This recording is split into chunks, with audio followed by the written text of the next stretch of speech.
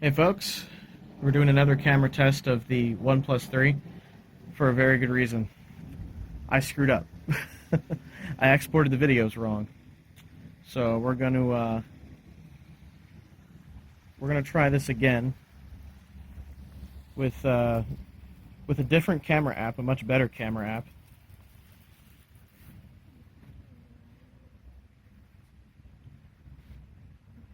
I'm using Open Camera now instead of the default Google Camera app. I think that's what comes with the OnePlus 3 anyway. So we're going to be using that. It's a much better camera app than the Google one. It lets you control your bit rates, your resolution really easily, and a bunch of other stuff. It's a much more feature-filled app. It's much better.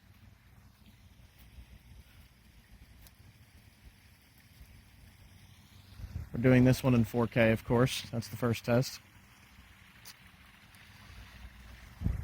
Now, the reason you guys saw the artifacting in the previous videos is because I had the bitrate set too low on PowerDirector when exporting the video. I had it set on 2K bit rates instead of 4K bit rates, so it was 16 versus around 35, which is where it should be at the very least. So that's my fault. That's my bad. So we're redoing this camera test on a nice sunny day to get the full light. And I also forgot to do the indoor camera test on the last video, so we're just redoing the whole thing entirely. That's my bad. And we get some more fall color now anyway, which is nice. So let's do our zoom onto the birdhouse. Oh yeah.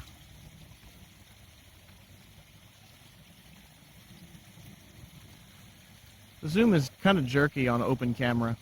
I think it's smoother on Google's camera app. But I like this camera app. It's really nice actually. I like being able to customize just about everything about what I'm shooting. So that's really nice. I would recommend Open Camera for just about any phone. The granular control is really nice, and it's supposedly open source from what I've read. I haven't read too much into it, but open source stuff I'm definitely into as an avid Linux user, so there you have it. Yeah, sorry about that, guys. I'm sorry for just throwing these camera test videos out left and right. I'm losing it, man. So this, I promise, this is the final one for a while out of this phone. So I think now we'll test the front camera. All right, back to the front camera. But yeah, anyway, I'm sorry for boring you guys to death with so many of these camera videos. I mean, I don't mean to do that, but I'm very interested in getting these videos right. And sometimes sometimes I get a little scatterbrained and try to fix it, and it's just like at this point, you know what? Let's just do a whole new video. So that's what I'm doing now. The next video will actually be the usual stuff, computer stuff, tech stuff, whatever. So yeah, that's this is the front camera, which is in 1080p, of course. The sun is right in my eyes, which is really nice. So there you go. That's the front camera. Let's give 1080p and 720p a shot on the back camera. Okay, we're doing a 1080p test now, which I've noticed some steadying issues. If I move this up and down really suddenly, it seems fine, but at other times you'll see the picture kind of jump around like that.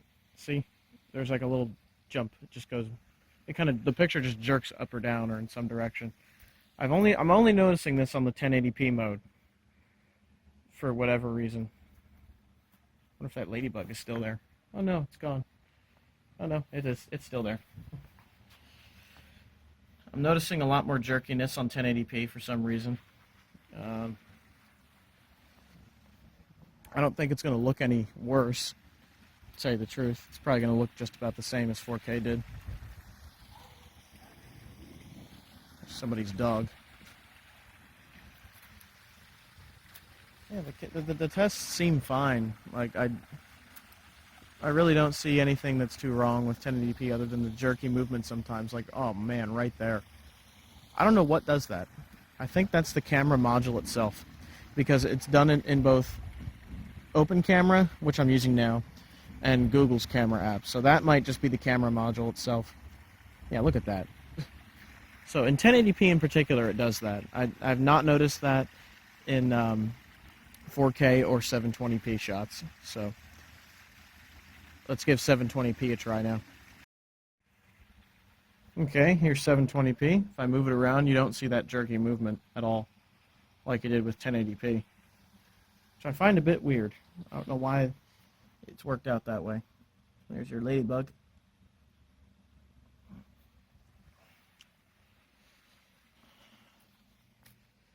Yeah, things seem generally fine in 720p.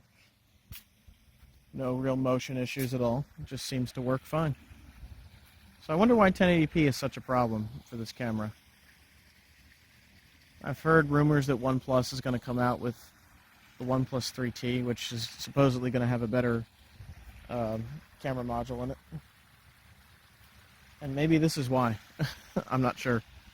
I mean, I'm obviously not going to be using this phone for shooting video all that much. I mean, I'm mostly going to be using it for just taking pictures of stuff.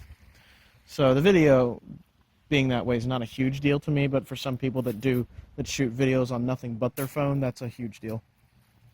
So for me, it's just kind of like, yeah, okay, I'll just use 4K. So, yeah, let's give standard definition a shot just for the hell of it. All right, standard definition. Why not, right? I think this will shoot. The motion on this is pretty good. It's just as good as 720p, pretty much.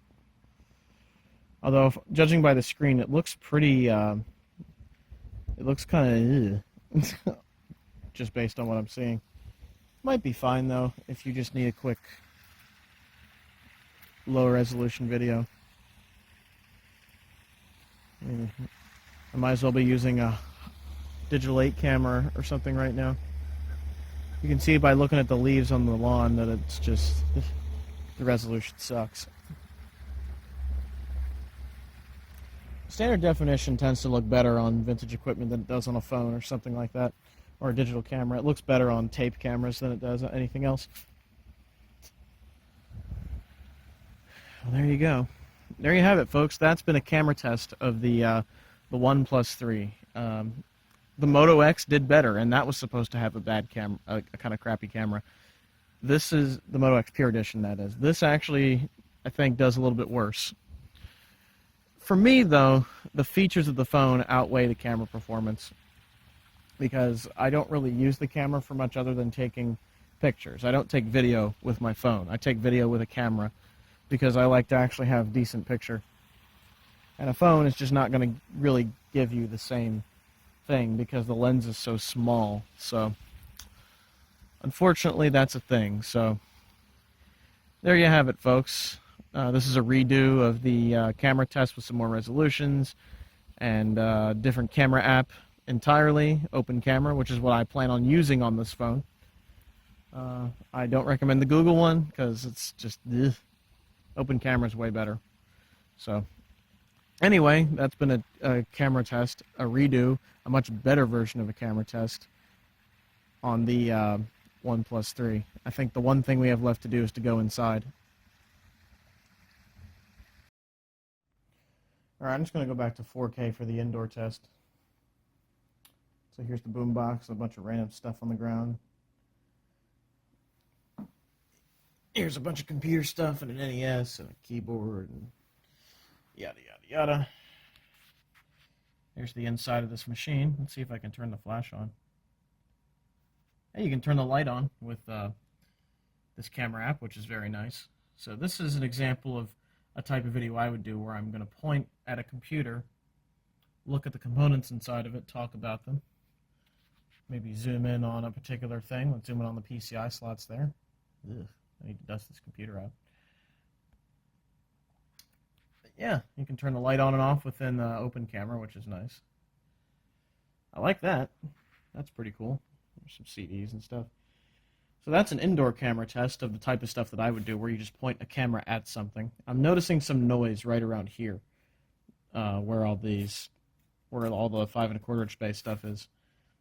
I think that's from the camera itself and not from compression, because I'm seeing just the graininess and the noise there in the first place. So we'll end by pointing at this Ubuntu CD, vintage Ubuntu CD at this point. And I hope you guys enjoyed this revised camera test. Normal programming will resume shortly. Thank you for watching, and have a good one, everybody. Ciao.